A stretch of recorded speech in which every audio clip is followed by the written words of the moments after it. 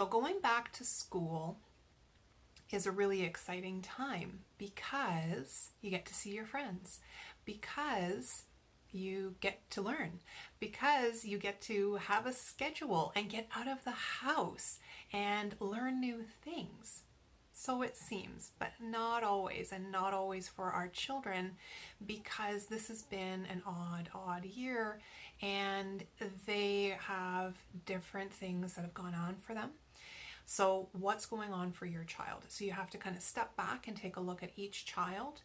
Have you been able to watch them do some online schooling? Have they connected with their friends? Was this an issue before? So has this pandemic made it worse, or is it just the same and now it's even tougher? Some of you may have kept your kids home the whole time, which is going to be a lot harder to get your kids to go back in, because I haven't been around anybody. So imagine, like when we were on mat leave and going back to work, like that was a whole year off. So your kids even longer, and some of them are probably like, no, I'm not interested in going back because I'm anxious and I'm socially anxious and I'm better at home. And this is my dream come true, so just keep it going. So this is going to be more than one conversation. So that is a big thing that comes up. Emotion. Emotion comes up when we've got new things. We have anticipatory anxiety, so you can play the what if game for any age. What if no one talks to you?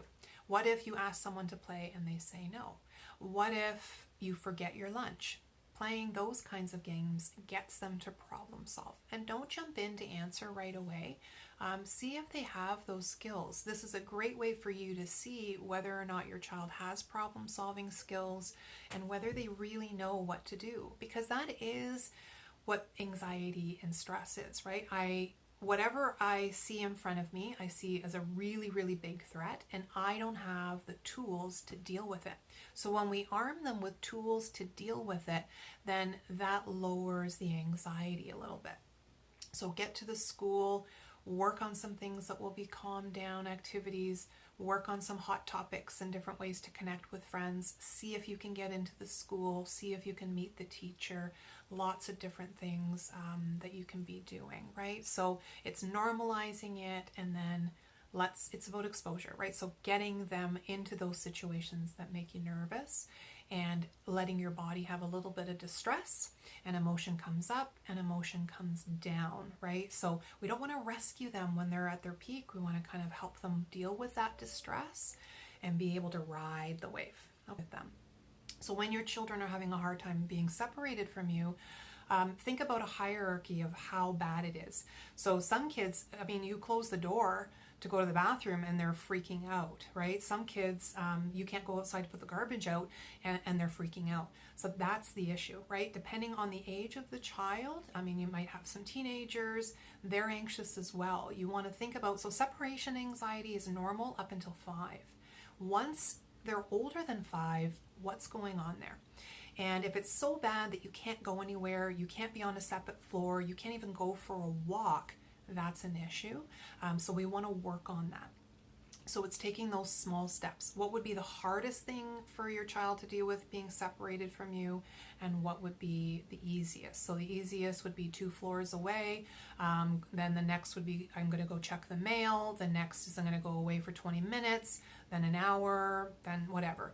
And not allowing them to do all those check-ins. If you do go out, with your partner, let's say for a coffee, and then they're constantly checking in with you and texting, and it's that over reassurance. So it starts at home, and sometimes because we're home, it's like, well, I'm home, so why would I separate from them? They always see me. I see that they're distressed, they're struggling with something, I jump in. So don't do that. Don't continue to jumping in and rescue them, because you're teaching them, I get stressed out, this is what's going to happen. My parent is going to jump in. And what happens too is that sometimes it's only one parent. So then that parent feels like, well, I'm the only one that can put them to bed. I'm the only one that can help soothe them. Not the case at all. So if you are there, you may have to step away. Tuesdays, maybe you say, I'm leaving the house, go for a walk, go grab a coffee, go, to Indigo and check out some books or something like that. So you want to work on that hierarchy. and separate yourself from your child in small steps on a consistent basis. And then the other piece is that a lot of kids are just nervous because they being away for a long time really tough. So can we connect with our friends? Let's do some play dates. Let's see if they can come over. Can I connect with those parents? Can we go to the schoolyard and actually play there? Because we want to have positive moments at school. Can we get in to see the school? Can we get in to see the teacher?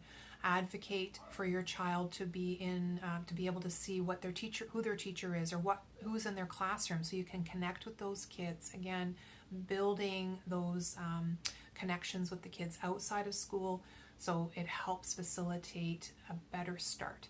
And what is the plan? How are we going to get there? Get those routines started, coping strategies, calm down stuff.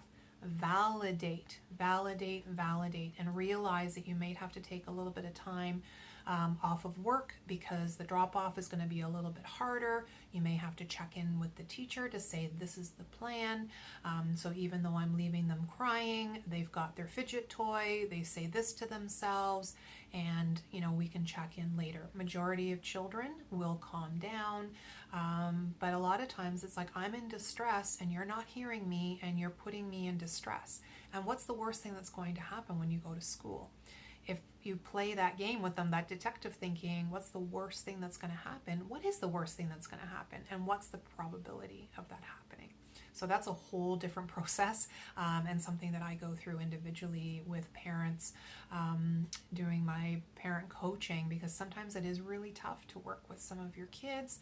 And it doesn't even mean that they have an anxiety disorder. They're just more anxious. They have an anxious temperament. So you may have two kids dealing with the exact same thing, and one child, it's like, no way, Jose, this is like really, really stressful for me. And the other child is like, yeah, not a big deal, right? Everybody is different, and as they grow and develop, their anxiety can change. This is a stressful situation. So not wanting to go back, normalize it. How can we get you there? What are you worried about? And acknowledge the fact that, yeah, it was kind of nice to stay home and to work in your pajamas and not have to do that rush. It is going to be a little bit tough to get back, but what are the steps to get you there?